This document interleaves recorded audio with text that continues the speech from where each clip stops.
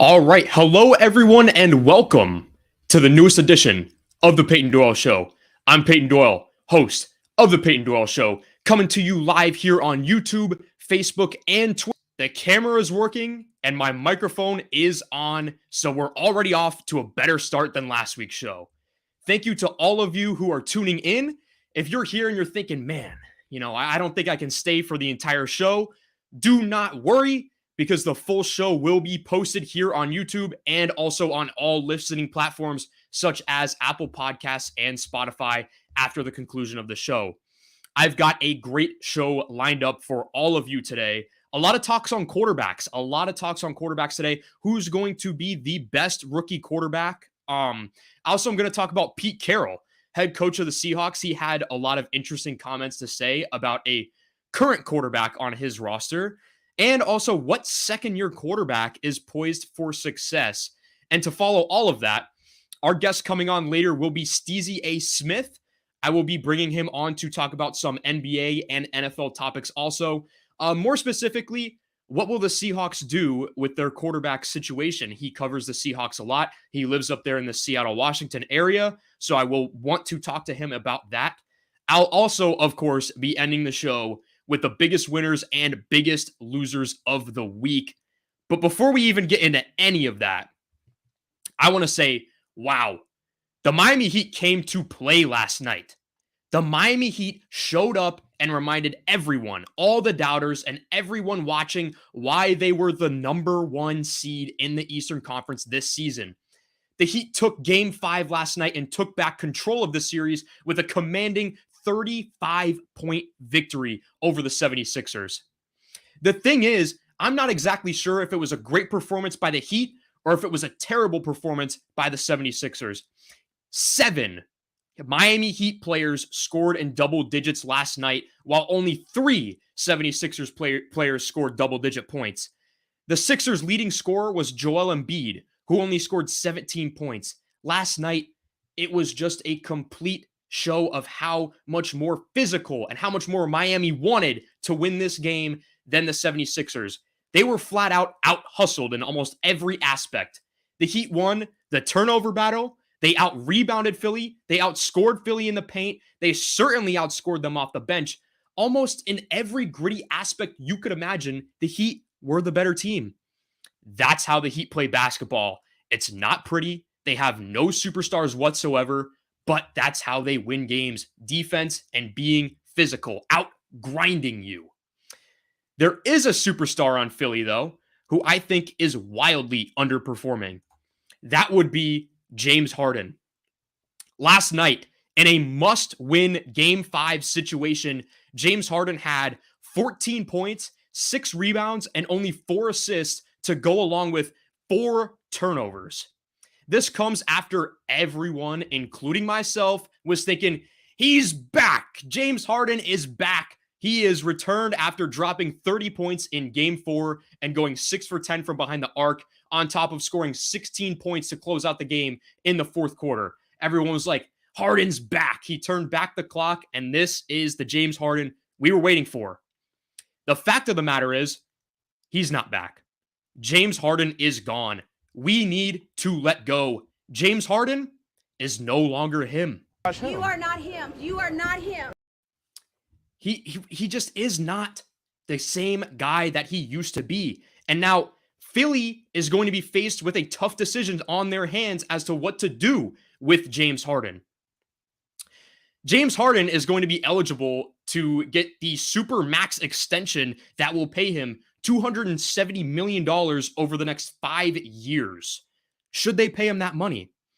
I feel like the answer is absolutely not. If James Harden receives that supermax deal from the 76ers, there is a good chance that that might end up being one of the worst contracts in the history of the NBA. If they were to give James Harden that contract, the 76ers would owe him $61 million when James Harden is 37 years old. Think about it. He's already washed. He's simply not even remotely close to being as good as he used to be on the offensive side of the ball. And defensively, he already wasn't much to talk about to begin with. At this point, James Harden is nothing but a facilitator at best. And honestly, he's not a great one for that matter. It's not like he's a Chris Paul level facilitator. James Harden is an average to above average facilitator at best, which is okay, but is it worth $270 million? Plus, not to mention, Embiid is going to need a deal comparable to that, if not more than that. We all need to let go of this idea that James Harden is still a premier player in the NBA. He simply is no longer what he used to be, and it's become extremely evident in this series against the Heat. Embiid was injured, and he missed games 1 and game 2. Now, you would think James Harden would be able to step up. This is the guy who wants $270 million. Okay, you need to take at least one of these 2 games. And he didn't step up. James Harden went completely missing in the second half of both of those games. You can't give a guy a super max contract who can't at least put the team on his back for 1 game and get you 1 win when you absolutely need it the most. Also, not to mention, the Miami Heat are probably sitting back and saying, wow, we absolutely dodged the bullet for not trading for that guy. Because they were in talks with Brooklyn for Harden initially, and they ended up obviously not getting him. Sorry, Harden. I just don't think that you've shown enough, that you have enough left in the tank to earn this super max extension. Now let's talk about the rookie quarterbacks of this year's draft class. This year had to be one of the most interesting quarterback classes in recent memory. Nobody wanted the quarterbacks. The most important position in the NFL, and teams viewed these prospects as afterthoughts. Reasonably so. None of these quarterbacks really stood out whatsoever. And in quarterbacks, and in honestly any prospect, you look for 2 things: physical ability and on-the-field production. None of these prospects had both of these qualities. Kenny Pickett had great on-the-field production. However, there's nothing really physically great about his game that sticks out. Malik Willis is the complete opposite. Physically speaking, he has the highest ceiling of all of these rookie quarterbacks, but he's so raw that it might be a while or even a few seasons before he's even ready to step foot on an NFL field. Desmond Ridder, same thing. He's so raw. He won a lot in college comparative to the team that he played for. He came up big in some big games, but also benefited from an easy schedule, and his play was still inconsistent. He's athletic, but doesn't possess a lot of grade A level attributes physically. Here is my bold prediction of the week. For the first time since 2007, no rookie quarterbacks will start in week 1 of this season. The Steelers paid Mitchell Trubisky a good amount of money, and I think he will capitalize on his opportunity and win the starting job in Pittsburgh. In Carolina, Matt Rule is desperate to win games and save his job, so no matter how bad Sam Darnold is, I highly doubt that he will stick a 3rd-round rookie quarterback out there in Matt Corral week 1 to go try and save his job. And the Titans obviously have Tannehill to start over Willis, and then in Atlanta, they signed Marcus Mariota in the offseason to start, not to ride the bench for your 3rd-round rookie quarterback. What's interesting about this year's class is the fact that these quarterbacks were drafted so late. They could never start a single game for any of their organizations, and it's not the end of the world, let alone them ever having to start in week 1. In fact, to double up the bold predictions of the day, out of the top 5 quarterbacks drafted, so Kenny Pickett, Desmond Ridder, Malik Willis, Matt Corral, and Sam Howell. And yes, I know Bailey Zappi was drafted before Sam Howell, but that's okay. I'm excluding him from the discussion because under no circumstances should he ever start in an NFL game. I don't even know why he was drafted. That's just poor drafting on the Patriots' part, which I got into a lot last week. But out of all those top 5 quarterbacks, there will be at least 2, maybe even 3 of them who never start more than 5 games in the NFL. I truly and honestly believe that. Why? Because none of them are special. None of them are special quarterback prospects. And in order for you to last in the NFL at the quarterback position, You need to possess something special about you, something that you do that is elite, something that makes you different. At the end of the day, none of these quarterbacks have any of those traits. I just see a bunch of average quarterbacks. And nowadays in the NFL, the average quarterback is the backup quarterback in the NFL. Look at the quarterback talent in this league. Baker Mayfield has won a playoff game, but he's average, and now he's going to be a backup somewhere. Jimmy Garoppolo led his team to a Super Bowl appearance in 2020, almost beat the Chiefs in the Super Bowl, but he's average. So his team decided to trade up in the draft and to take a quarterback with more upside. Gardner Minshew. Every time Gardner Minshew gets a chance to start, he actually doesn't play bad, but there's nothing about him that's special. So that's why he'll never get a job and he'll never get a starting job in the NFL. I could honestly make an argument that Gardner Minshew would have been at least the second quarterback taken in this year's draft class if he came out of college this year. And he's going to be a career backup. So what are my thoughts on the rookie quarterbacks this year? They're all mid. And as I've said on this show now, since 2020, since the beginning of this show, you can pull up the receipts. The average quarterback no longer cuts it in the NFL. The average quarterback is now the backup quarterback in the NFL. Now, there was a team that was expected to take a quarterback in the draft, and they didn't. That would be the Seattle Seahawks. Pete Carroll said this week that the Seahawks will not sign any veteran quarterbacks, and he spoke about one of my ex-loves, Drew Lock, and he had high praise for Drew Lock. Pete Carroll says that he has no hesitation in saying that Drew Lock would have been the first quarterback taken in this year's draft. He also went on to rave about the physical gifts in which Drew Lock possesses at the quarterback position. I'm so glad about this. When I saw that Pete Carroll said that this week, I couldn't wait to bring this up on the show. I'm so glad that now I have an excuse to rave about Drew Lock. I now have an excuse to sit here and geek out over Drew Lock again, just to be vastly disappointed the moment he touches a football field in September. So let's go. Drew Lock hype train is just now officially open for business, and I'm immediately joining in on it once again. Pete Carroll is 100% correct. Drew Lock would have been the first quarterback taken off the board this year with no question. Drew Lock is 6'4" with a bazooka arm. He also has the ability to make off-platform throws, which is something that all scouts in the NFL look for. He also played against tough defenses in college at Missouri, playing in the SEC.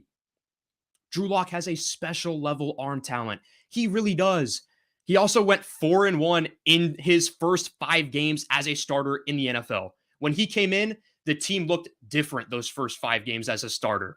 Sure, listen, was I wrong about him being a dark horse for MVP in 2020? Absolutely. I missed on that. But I was never wrong about the talent in which he possesses. I don't know how you could deny that. Drew Lock is kind of a Jameis Winston level quarterback, where if he could cut out the bad decisions and bad reads and stop turning the ball over, he could be really good.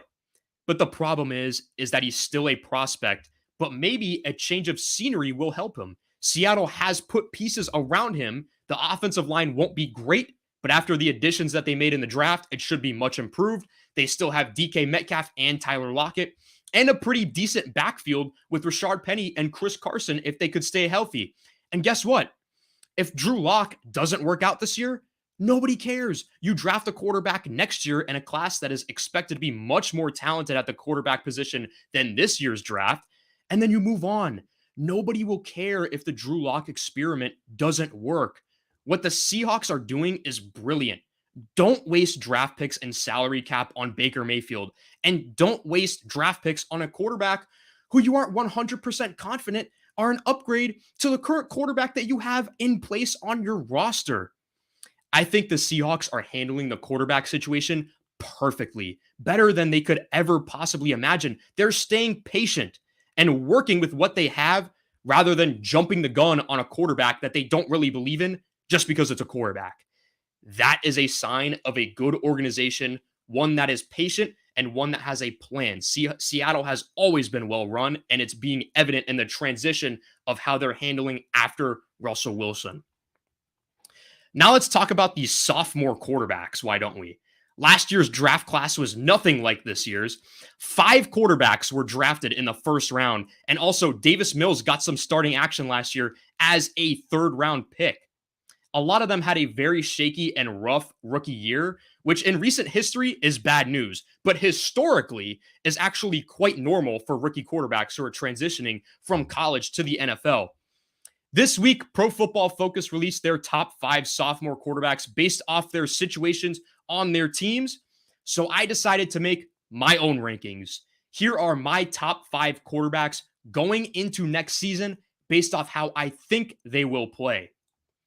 At number 5, I have Mac Jones. Mac Jones became vastly overrated in the beginning of the season. He really isn't anything special. Sure, he's fun. He's got a great personality, but as far as what he does on the football field, meh. For a rookie quarterback, he played great. I'll give him that. The only thing is, I feel like we've seen the best of Mac Jones already. He's already hit his ceiling in the NFL. He doesn't have the physical gifts and tools to ever improve to become marginally better than he already is. And to feed back into my point earlier, if you're an average quarterback in today's NFL, you have no place on the field but the bench. Teams now have a full year of film on Mac Jones, and he also lost his offensive coordinator in Josh McDaniels, so he's going to have to learn a brand new offense, which never, ever works for sophomore quarterbacks. Just ask Baker Mayfield. Now at number 4, I have Davis Mills. For anyone who wants to debate with me on Twitter, I am going to say this, and I mean it. I will stand by it. Please at me on this. Please at me on this. I mean it. Please do. Davis Mills was the best rookie quarterback last season. He had the highest passer rating out of any quarterback in the league in the red zone. So when the windows got tighter and the moments got bigger, Davis Mills stepped up and had the highest passer rating in the red zone last season, which is great. That's incredible. He also was in possibly the worst situation out of any of these other sophomore quarterbacks last season. Mills showed a little bit of promise in his rookie season, so much that it looks like he's going to get another chance to start this year. However, I can't put him higher on this list because, one, the Texans are still going to be horrible. That offensive line is still going to be bad. Outside of Brandon Cooks, they also don't have a legitimate option at wide receiver on the team, and they have no reliable running game. Also, secondly, they're going through yet another head coaching change. And again, while I love Lovie Smith, I'm very weary of second-year quarterbacks going through a coaching change because sometimes that can make their second year just like their rookie season 2.0. And it really can hurt the development of young quarterbacks. And also, lastly, while I love Davis Mills and Mills Mafia is very much alive and well, Davis Mills also falls under one of those quarterbacks where what does he have that's going to separate himself from the rest of the competition in the NFL? As of right now, he falls under that average category. And if he has another average year, the Texans might be looking for a new quarterback next offseason. Now at number 3, I have Trevor Lawrence, the Golden Boy. But yet again, another coaching change in the sophomore season. But the difference with Trevor Lawrence's coaching change is that Urban Meyer was just so horrible as a head coach, like a complete dumpster fire as a head coach in the NFL, just a complete, utter disaster in Jacksonville, that bringing in Doug Peterson is going to be such a marginal increase at the head coaching position in Jacksonville. So even though it's almost never a good thing that a team changes coaches while trying to develop a young quarterback, in this case, it was actually essential for Jacksonville to find a new head coach. But they also made a great choice in this hire. Doug Peterson, the former quarterback, he was the head coach of the coaching staff that had Carson Wentz looking like Patrick Mahomes before Patrick Mahomes. He was also the head coach in Philly of the team that beat Tom Brady and beat Bill Belichick in the Super Bowl with their backup quarterback. Doug Peterson is no stranger to having to make do with the players in which he is given. What's going to hold Jacksonville back, however, is that their GM, Trent Baalke, has totally folded this offseason. I personally think he missed on the number 1 pick and the rest of the draft for that matter. They also paid huge money for Christian Kirk, a wide receiver who has never caught for over 1,000 yards in the NFL. But he did do a good job by extending Cam Robinson, the left tackle, and signing offensive guard Brandon Scherf to try and help protect Trevor Lawrence even more. I just wish that they would have done more in the draft to try and address those things. Draft offensive linemen, draft receivers to help Trevor out even more.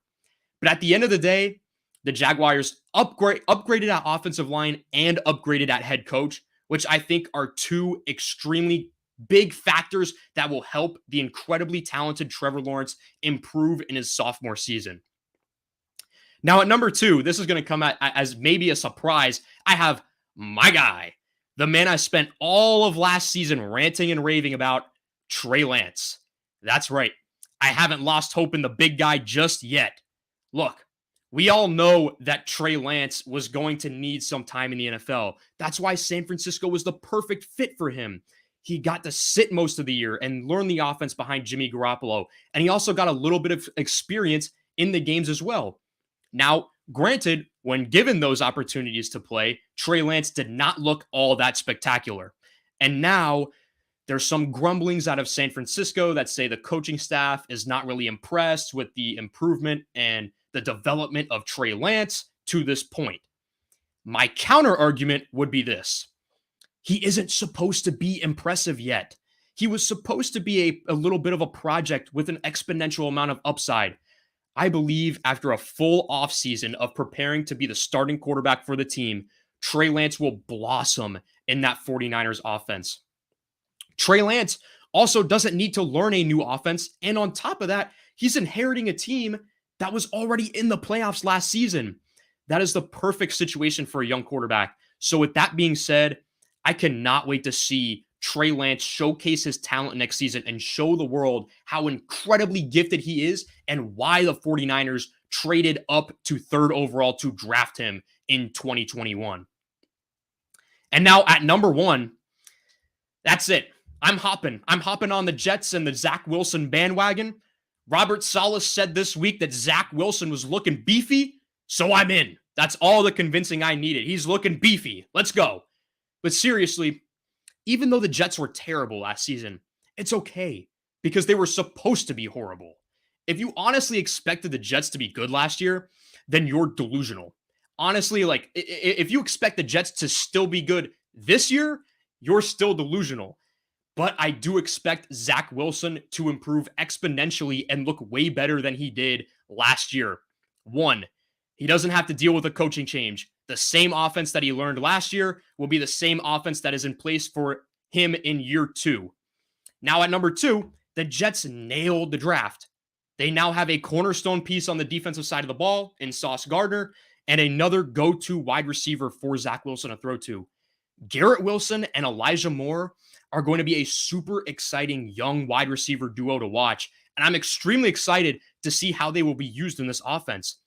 And thirdly, Zach Wilson, despite a completely disastrous start to the season and almost a completely disastrous season that he had in New York, he still fought every single game. And not only that, he improved a lot as the season went on. In the first 6 starts of his career, he threw 4 touchdowns to 9 interceptions. Abysmal, awful, granted, out of the 2nd overall pick, that is not something that you want to see. But to finish the year, in his last 7 starts of the season, he had 9 total touchdowns and only 2 interceptions. Given the circumstances that he was in last season, that's a pretty big improvement. I expect that improvement to continue in his 2nd year in New York. Now it's time for me to bring on my guest, Steezy A. Smith. So basically, here's the story with Steezy. He lives in Seattle, in the Seattle, Washington area, like I had mentioned earlier. I live in the South Florida area, so it's quite literally coast-to-coast distance between us. Wink, wink, hint, hint to those of you who know. To those of you who don't know, you will find out later on. And I was not about to make Steezy wake up at 7 a.m. to join this show live with me, so I had to pre-record his segment last night. So don't be confused when all of a sudden I change outfits. But Steezy brought up a lot of good points and a lot of good takes in our conversation. So without further ado, here it is. Here he is. Here is Steezy A. Smith. Steezy, thank you for joining in. How you doing today? Man, I'm feeling blessed. I'm feeling good. I'm feeling wonderful. Thanks for having me on, bro. How you doing?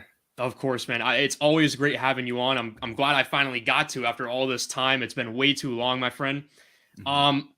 I want to talk about the Seahawks later on and talk about some of the interesting stuff that has come out about them and the things that Pete Carroll have said this week.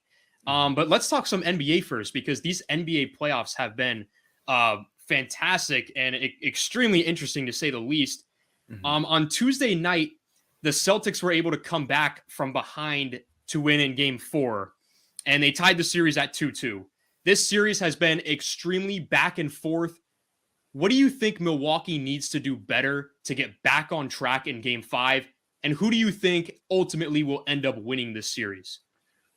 Man, first off, bro, I gotta say for Milwaukee, they just have to be more efficient from the floor. I mean, we're looking at their two best players, right? Giannis Antetokounmpo, Drew Holiday. Giannis Antetokounmpo is averaging 32 points a game, which is great and all, and I expect that from the best player in the world.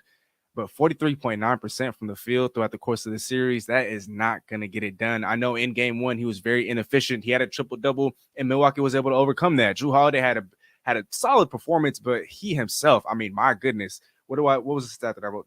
31 for 92 from the floor, 33.6% from the field. And I understand, he has had a heavier workload just because of the absence of a Chris Middleton, but there is no way you can get by with that sort of inefficiency, not against a top defensive team like the Boston Celtics, who haven't been healthy all series long. Keep in mind, in Game 2, the first game that they won, they didn't have the reigning defensive player of the year in Marcus Smart. Game 4, another game that they won, they didn't have Rob Williams, who was their best rebounder, best interior defender this year. And so I think it comes down to Milwaukee's two best players not only being more efficient, but, man, Grayson Allen, George Hill, Pat Connaughton also had to step it up. They've been okay in spurts, but they had to be more consistent. And I think last but not least, Giannis has got to make his free throws. I mean, we saw in the NBA Finals last year, he was improving in that regard. Even throughout the course of the regular season this year, he was a much improved free throw shooter. But what's the percentage that I have?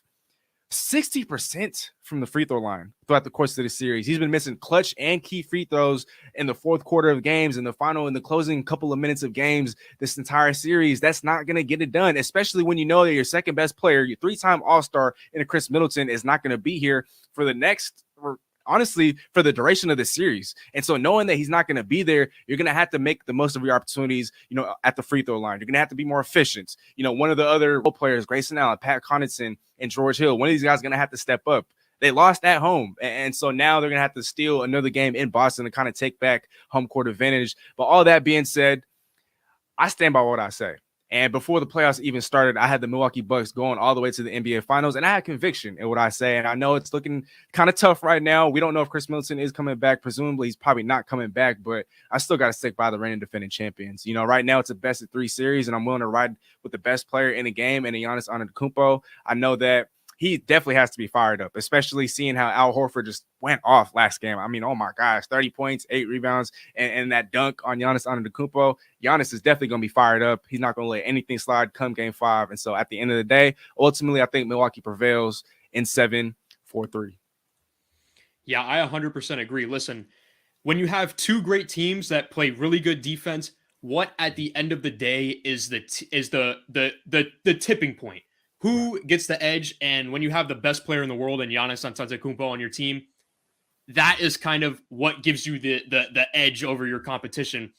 But they also need to prevent Al Horford from dropping 30, because that's absolutely unacceptable. Al Horford has no business dropping 30. I don't think I've seen Al Horford drop 30 points since he was wearing an Atlanta Hawks uniform. I mean, it has been probably that long. I want to know, I should have looked it up before I came on the show here to give you the exact date, but I can't remember the last time Al Horford dropped 30 points. I mean, that's just, you can't let that happen if you want to be a contending team. But anyways, now to the NFL, specifically your Seattle Seahawks. Mm-hmm. They did not draft a quarterback this year, which was a shock to many, including myself. I thought they would probably draft Malik Willis in the second or third round. Didn't end up happening. But there is a veteran quarterback who's still young, and most importantly, he's available in Cleveland, named Baker Mayfield. My question to you is, should the Seahawks go after Baker Mayfield or wait until next season to find their quarterback of the future? That's your boy, right? before I get into this little spiel of mine, I just wanted to say, just to kind of throw out a stat out there, Al Horford, that was his 132nd playoff game. And I think that was the only game in which he's ever had 30 in a playoff game. So I just kind of want to throw it out there. I could be wrong, though. So if you guys out there, if you're tuned in, definitely be sure to fact check that for me. But going back to your question, I'm going to say no. Unless Cleveland is willing to, one, attach draft capital, or two, take on a significant portion of that $18.85 million salary that he's fully guaranteed for this year. He's going to be 27 years old when the season starts. And I just believe that by trading for him, that signals a win now move. Now, I like what Baker Mayfield brings to the table. I think he's I don't know about a franchise quarterback, but he's most definitely a starting quarterback in the NFL. But in Cleveland, he had the coach of the year. He had the best running back duo in football. He had the best offensive line in football. He had playmakers on defense in a Denzel Ward and a Myles Garrett. And that only led to one playoff victory. Now, I'm not holding that against him. I'm not saying that that's his fault, right? But I'm just saying he had literally the perfect team around him, the perfect surrounding around him. And that was the furthest that he was able to take the team. And so what I do know for sure, what I'm getting out of a Baker Mayfield, is that he's not going to carry a team, but if the surroundings are adequate, if the surroundings are okay enough, he can get you a playoff victory here or there, but he's not going to be in the driver's seat per se. And so I think in Seattle doesn't have anywhere near the same sort of talent that Cleveland roster had. I mean, yeah, Seattle's offensive line, I think, is much improved. It's getting better. I think the trajectory is definitely pointing upward, but I'm talking about the best offensive line of football in that year, a couple years ago. And you would know about that. The best running back duo. I don't have to get into it again. So I think by bringing in a Baker Mayfield, not only will that limit Seattle and what they can do as far as cap space, just because they already don't have a lot to begin with, or now they don't. And so by bringing him in, you're going to limit what you can do, for the rest of your roster. I think by bringing in a Baker Mayfield, he's an alpha type personality. And I had former KJR sports radio host on my channel about a month ago, and I asked him the same question: would you want Baker Mayfield in Seattle? And he said emphatically no, because why would Baker Mayfield, an alpha type personality, why would he want to fill in for an alpha like a Russell Wilson? He wouldn't want to play in the shadows of a Russell Wilson. And I just feel like, and this is not his fault, by the way, but Baker Mayfield is going to bring a circus as it pertains to the media to Seattle. And as we all know, Seattle is a very well-run organization, right? They like to keep things in-house, hence why no one knew about the Russell Wilson trade until it happened. It wasn't leaked, even though it was in the process of happening for the last couple of months. No one knew about it. And so with Baker Mayfield coming to Seattle, it's just a bad fit in that regard. He's going to bring a circus. He's going to bring a whole bunch of unwanted attention. He's going to have reporters and media members just clamoring and going after him each and every single week. He doesn't have a very established relationship with the media. He's taking jabs. He's gotten into it back and forth and whatnot. And so I just don't think he's a good fit. I don't think that right now Seattle is a win now position. So you don't make a win now move by trading for him. And I just think he's limited. He's not a franchise quarterback. We know what his ceiling is. And I don't think he can ultimately bring a Super Bowl to the Seattle Seahawks as a starting quarterback. And so unless Cleveland were willing to attach draft capital or pay a significant portion, if not all, of that $18.85 million that he's owed, I'm staying away from him. Yeah, 100%. And I think the rest of the league agrees with you as well, because I mean, there was rumors of a draft day deal between Carolina and the Cleveland Browns for Baker Mayfield was in place, and all of a sudden that was out of place instantly when they traded up and drafted Matt Corral in the third round. So it doesn't seem that anyone wants Baker Mayfield, and that is the most interesting thing in the world to me, because a year ago this guy was being defended as, okay, he won a playoff game, he's going to be taking the next step. And now it's just so crazy how the NFL, everything can turn on you so quick if you don't perform. And at the end of the day, he had all the weapons and he underperformed. So I think you're right. I think that Seattle is good for not going after Baker Mayfield and looking for the future. Now, the future could be interesting for them because they might have a quarterback on the roster who could possibly be the future in sort of a long shot kind of way. Pete Carroll had interesting words to say about Drew Lock, who they recently acquired through the Russell Wilson trade with Denver. He claims that Drew Lock would have been the first quarterback taken in this year's draft if he came out of college this year. And honestly, I kind of agree with him. Do you think that Pete Carroll is right and that Drew Lock would have been the first quarterback taken in this year's draft had he come out of college this year? And if so, if that is true, could he possibly be the Seattle Seahawks quarterback of the future?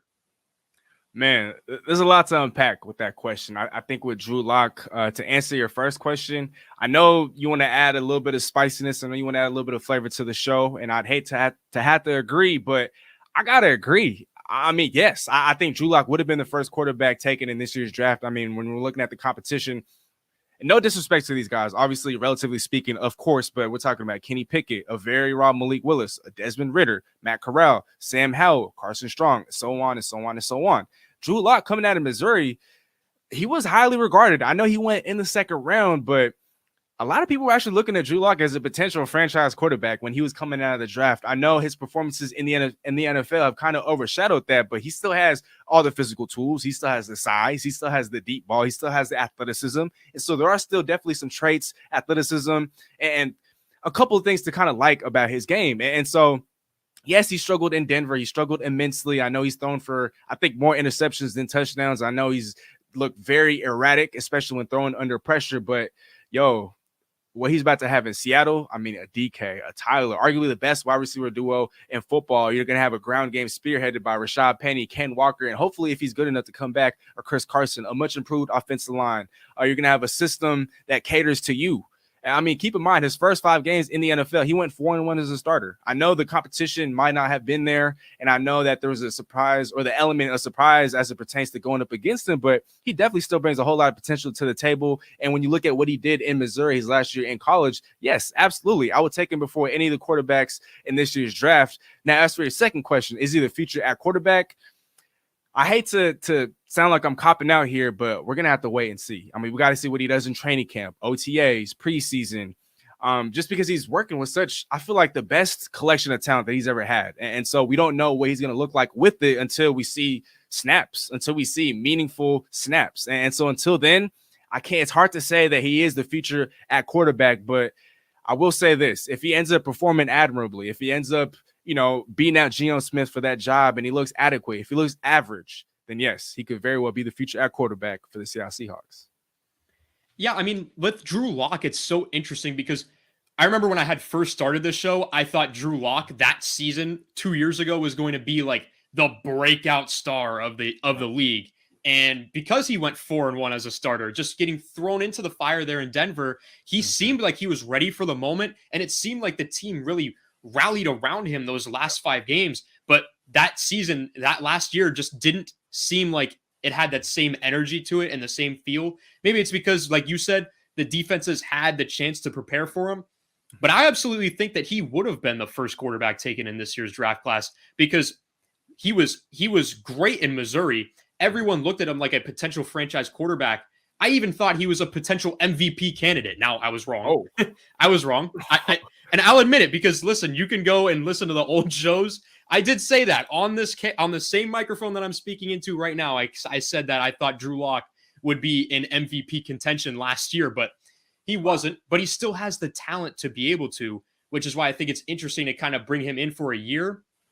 But I just don't know because now he's been through a couple different head coaches. He's had to learn different systems. He's had to move around. But like you said, all the weapons are there for him to succeed in Seattle and try to re-image himself as a potential franchise quarterback in this league. So it'll be interesting to see. But back to this year's rookie class, what do you make of this year's rookie class of quarterbacks? Because it doesn't seem like anyone was high on them, especially since it went from Kenny Pickett getting drafted 20th overall in round 1 to no one being drafted in the second round, all the way up until Desmond Ridder was drafted by Atlanta in the 3rd round. So it doesn't seem like anyone, even the GMs or the teams, are really high or willing to overdraft for these quarterbacks this year, which is not a trend that we've seen in years past. Will any of them even start in week 1? And do you see any of these quarterbacks being career starters in this league? And if so, who do you see being that guy? So this is going to come off as an indictment on these rookie quarterbacks, but yes, I'm actually, and before I even get into that whole aspect, to answer your question, yes, I think week one, there's two rookie quarterbacks that have the best shot amongst all of them to start come week one. I think for one, Pittsburgh's Kenny Pickett. I'm just not sold on Mitchell Trubisky. And I'm not saying he's going to start week one because he's some sort of can't miss prospect. I'm not going to go that far, but we just don't know what we're going to get out of a Mitchell Trubisky. I mean, yes, he spent 1 year as a backup, in Buffalo backing up a Josh Allen, but all of a sudden we're just going to overlook what he did and didn't do his first 4 years in the league.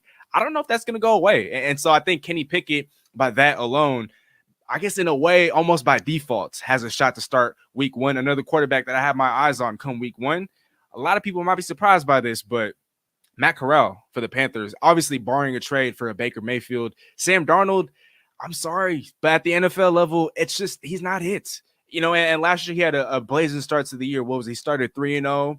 His touchdown to INT ratio was solid. The team was winning football games. Obviously, Christian McCaffrey was healthy, and then once Christian McCaffrey went down, the wheels kind of fell off. But Sam Darnold he's just not that guy. He's not it. And outside of him, I mean, the only other quarterback option for the Panthers is a Matt Corral. And so I don't know what we're going to get out of a Matt Corral, but I think these two quarterbacks definitely have the best shot to start come week one. But as it pertains to the whole class in and of itself, I just don't see star written on any of these quarterbacks. Now, I think Malik Willis does have the highest ceiling, which has been talked about ad nauseum because of his athleticism, obviously his traits, his tools, his skill set, what he brings to the table from, an athletic standpoint, from a talent and a leadership perspective. But when it comes to throwing the football, I mean, he's just so raw in that regard. I mean, I know this isn't a Seahawks-based show, but there was a report coming out of Seahawks camp just a couple of days ago, and they talked about how none of the Seahawks draft personnel believed in Malik Willis. They thought that he was too raw and that he was nowhere near ready to play in the NFL. And so if a quarterback needy team like my Seattle Seahawks looked at Malik Willis in that regard, then I'm curious to see how other teams would have looked at Malik Willis, hence the slip all the way to the third round. And so I think Tennessee's definitely getting a good one, but he's going to need a lot of seasoning. He's going to need a lot of coaching. He's going to need a whole lot of talent around him to really optimize what he can do in the NFL. But outside of that, I just don't see superstar written on any of these guys. I'm not saying that they're going to be scrubs. I'm not saying that they're going to be busts. I mean, at best, they could all be average starters. They could all be above average starters. They could all be like a Baker Mayfield. But I don't see any future all-pros. I don't see superstars. I don't see any gold jacket type of guys. Yeah, I agree. I don't see any kind of like Josh Allen prospects or like anyone that has that high of a ceiling. Like, yes, Malik Willis has a high ceiling, but how high is it? How high is that ceiling really? Because I don't think anyone else thinks that it's really that high. Because like you said, there's quarterback needy teams out there. They didn't really need to draft a quarterback early this year. They waited.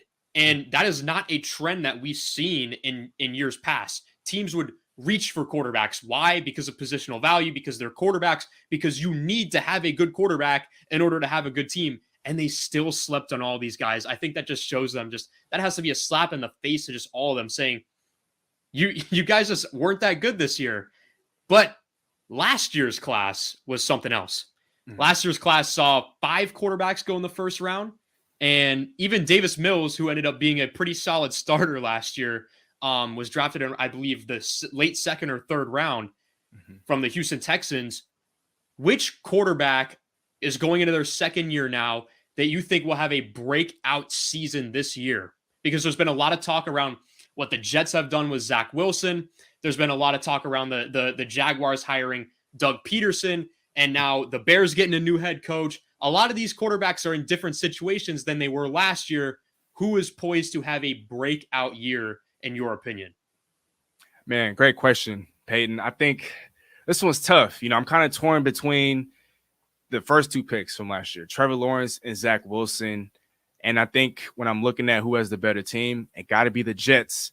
But I think from a pure talent perspective, or from a pure talent, actually, no, I can't even say Trevor Lawrence trumps Zach Wilson like that. But I'm going to go with Trevor Lawrence. I know that's the easy answer, but I'm going to shift away from Zach Wilson. I'm going to say Trevor Lawrence. I think with Urban Meyer now out of town, that's addition by subtraction in and of itself, just like that. And so with him out of town, you expect Trevor Lawrence to just, take a leap forward just with that alone. And I know he's not a number 1 receiver. I know he hasn't had a 1,000-yard season in his career. And I know him and his agent are also responsible for kind of, erupting the wide receiver market. But Christian Kirk is definitely an upgrade over what they had in the receiving corps last year. Now, if I was Jacksonville, I would have addressed receiver in the draft, which I'm very perplexed by. Like, why wouldn't you address receiver for your transcendent generational type prospect at quarterback. That just didn't make sense. Like, why stop adding weapons for him, right? I didn't get that at all. But then again, I'm not running the draft for the Jacksonville Jaguars, but I think with Trevor Lawrence, you also have the return of a Travis Etienne, whom he displayed excellent chemistry with in college. I think he's actually going to be his second or third best receiver this year. I mean, outside of a Christian Kirk, Marvin Jones is a reliable veteran. Laviska Shenault hasn't lived up to his promise. And I'm just not very sure about that receiving core. They let DJ Chark go, but I think Trevor Lawrence, he just has the talent. I mean, there's a reason why he went number 1 overall. And I think with the Doug Peterson coming in, he's a quarterback whisperer. You know, we saw the best of Carson Wentz under the tutelage of a Doug Peterson, who never should have been fired as the head coach of the Philadelphia Eagles. He was very responsible, or he was partially responsible, you know, for Philadelphia bringing home a Super Bowl title a couple years ago. I think he's a quarterback whisperer. I think he's definitely an offensive mastermind. I think he definitely knows what he's doing with quarterbacks and offensive scheming and whatnot. And so I think he's going to help Trevor Lawrence kind of show everyone why he was drafted number 1 overall, even if the talent, or even if the weapons and at the skill positions, and even if the defense isn't fully up to par. He also does play in probably the weakest division of football in the AFC South. And I think ultimately that kind of gives him the edge over Zach Wilson. Yeah, that's interesting stuff. Personally, myself, I would take Zach Wilson. I feel like what they're doing in that offense, Mike LaFleur's offense has a way of, when you get speedy receivers on the team, finding people to get in underneath routes, to get in open space across the middle. That just stems from Shanahan's offense in San Francisco and from his dad's prior to him even. And with that offense, his second year, I feel like it's going to be dynamic. And I feel like through the draft, they got way better. But I also wouldn't be surprised if Trevor Lawrence did take that next step next year, because there's a reason why he was head and shoulders the number 1 pick going into that draft, especially with such great competition and great talent facing him in that draft class. It wasn't like he was just the only good quarterback in that year's class. There was tons of them. And he was still easily the number 1 overall pick versus the rest of them. So that wouldn't surprise me at all. But like I said, Steezy, like I said at the beginning when I first brought you on, it's great having you on, man. I want to thank you for coming on. But first, tell everybody watching and listening where they can find you and what you've got coming up next. Hey, my God, Payton, bro. Again, it's been an honor. It's been a pleasure. Definitely overdue. Like I said before we hopped on air, it's great to see you back in the game, man. It definitely brings a smile to my face. You're definitely somebody I want to keep working with. And, you know, to everyone out there, please, if you aren't already, show my brother some love, man. Hit that subscribe, hit that like wherever you're tuned in. Definitely be sure to drop a comment, 5 stars, whatever. But give him a follow at PD Sports. I don't know if it's the same handle for everything, but please definitely be sure to do that before you. And then once you do that, then you can find me at Steezy A Smith, SteezyASmith. I primarily cover the Seahawks and the NFL, but you'll definitely see a whole bunch of NBA content, boxing content. I'm trying to get into baseball as well. I'm primarily on YouTube, but definitely been trying to pick up the slack on Twitter and Instagram. So be sure to give me a follow on there as well. All right, bro. Yep. Thank you so much for the kind words, man. It's great. Just gassing me up, bro. But yes, please make sure to follow please make sure to follow Steezy A Smith on all social media, and make sure to click the link down below in the description. That will have his channel, and you can go view that great stuff that he posts. He posts great content for his viewers. I know if you guys are big Seahawks fans or big in the Seattle area, you are going to love him. And thank you again, Steezy, for coming on, and we'll make sure to keep in touch, bro. Yes, sir. Always. God bless you. Yeah, you too, bro. All right, yeah, listen, it was great having Steezy on. It's always great. It's always a pleasure. He's a great guest to have on. Please make sure to go check out his work. He posts a lot of Seahawks content, but he also does a lot of NBA videos, and he talks about the other major NFL news going on as well on his channel.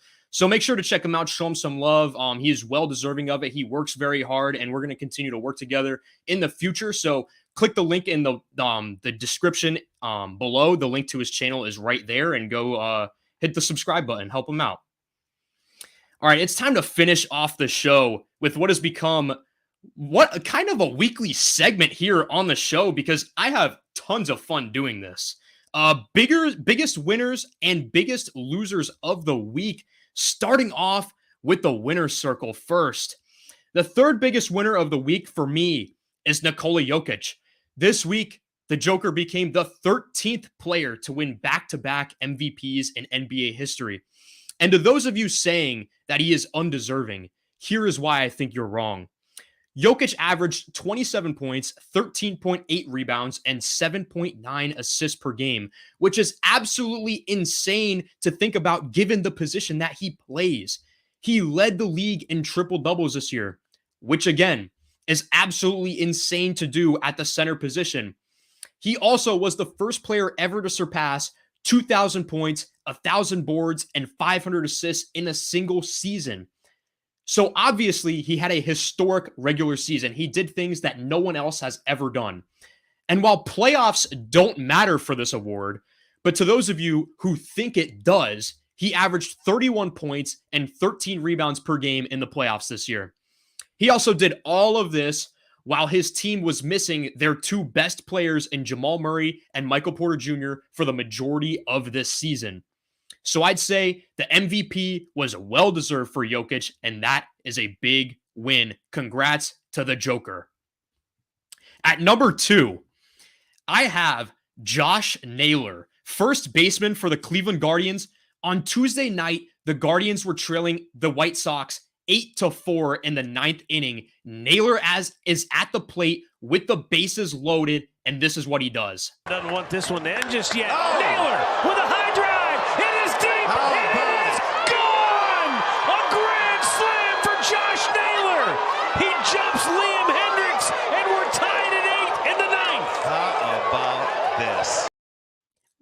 What a great moment. You step up to the plate and crush a grand slam to send the game to extra innings. But wait, it gets even better. Here we are, top of the 11th, tied at 9 apiece. Josh Naylor is at the plate again with runners on first and second, and watch what happens. He clobbers another one.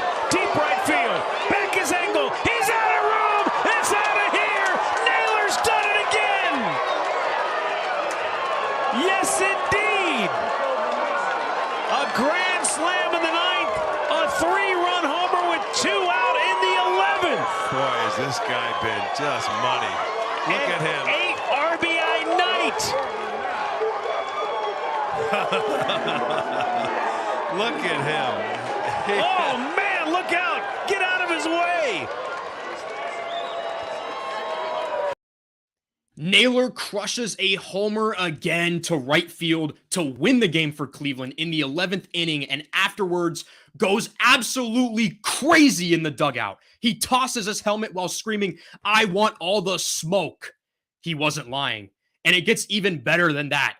Not only did Josh Naylor hit a grand slam in the 9th to send the ball game to extras, not only did he hit a 3-run home run in the 11th inning to win the game, not only did he have an incredible celebration, Josh Naylor also became the first player in the history of Major League Baseball to hit 8 RBIs or more in the 8th inning or later. So way to step up when it matters most for your team. Major win for a huge historic night for Josh Naylor.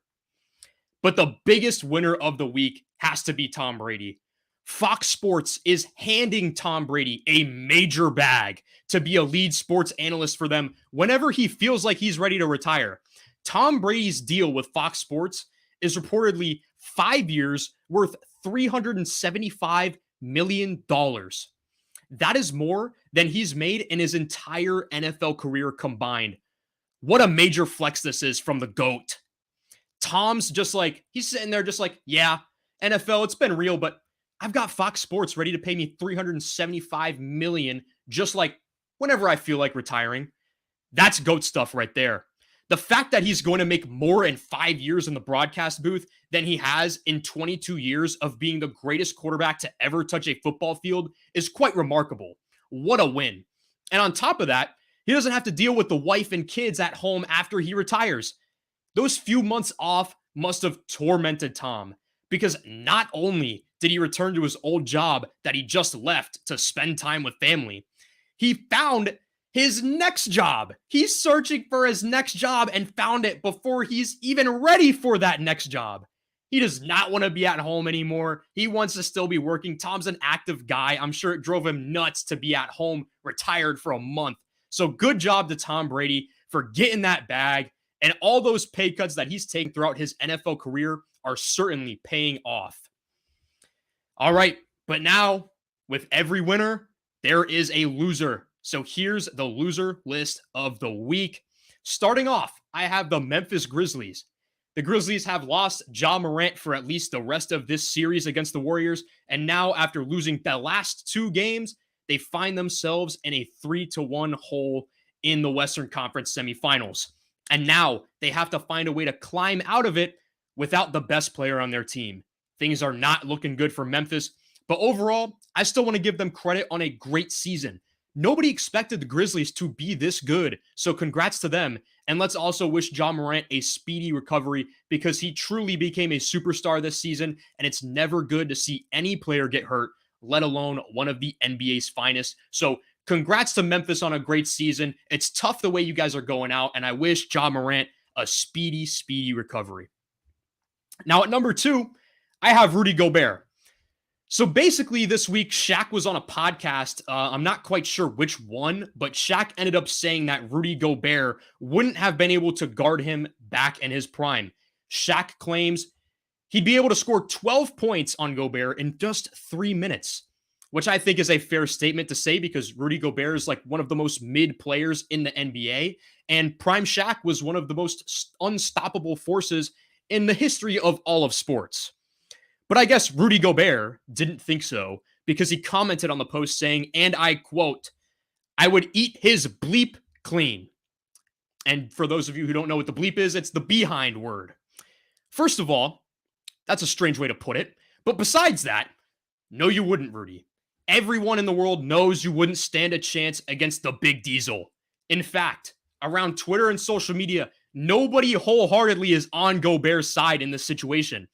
Ever since Gobert fleeced the Jazz of over $200 million, all I've heard was him telling us how great he is, rather than him showing us how great he is, which has to be a major L, which is why he is on this list. At number 1, the biggest loser of the week, he's sitting here talking into this microphone as we speak. I have myself, Peyton Doyle. Why not just take the time to poke a little bit of fun at myself here because I certainly deserve it. If any of you follow me on Twitter at Peyton Doyle Show, you would have seen what I had posted about the Miami Heat following their Game 4 loss in Philly. I said this, and this is a literal quote that came out of my fingertips onto my Twitter account. Philly ties the series at 2 apiece. Am I surprised? Absolutely not. The only thing I'm surprised about is how the Heat weren't a play-in team at best. I also went on to This Just In on Monday night and ripped the Heat and said that I'm taking the 76ers to win the series in 6 games. And as I mentioned earlier, the Heat went out in Game 5 and absolutely mopped Philly off the floor in a 35-point blowout. That's tough. I totally missed on that take. I can't lie, which is why I'm going to have to bear this L for the rest of the week because I ended up being the biggest loser on my own show. How does that even happen? All right, but that's going to be it for today, guys. Thank you all so much for watching and or listening. If you haven't already, please make sure to like, follow, and or subscribe wherever you may be listening. I hope you all have a blessed week and make sure to stay tuned for next week's episode. Thank you so much.